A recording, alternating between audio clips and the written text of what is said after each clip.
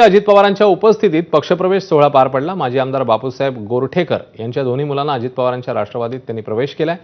या कार्यक्रमामध्ये अजित पवारांच्या भाषणाच्या वेळी काहीसा गोंधळ झाला। कर्जमाफी कधी करणार असा प्रश्न एका शेतकऱ्याने विचारला, ज्यावर अजित पवारांनी उत्तर दिलंय, कर्जमाफीबद्दल आपण कधीही बोललेलो नाही असं अजित पवार म्हणाले।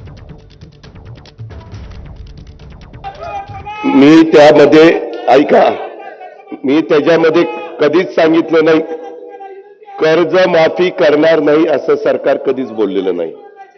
आपल्याला एक बाळ तुला ऐक या संदर्भामध्ये त्यापासून शासन बाजूला गेलेलं नाही। मुख्यमंत्र्यांनी पण सांगितलं की आम्ही ती देणार आहोत।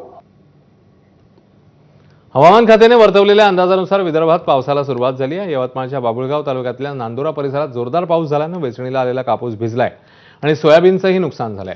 बुलढाणा शहर आणि तालुक्यात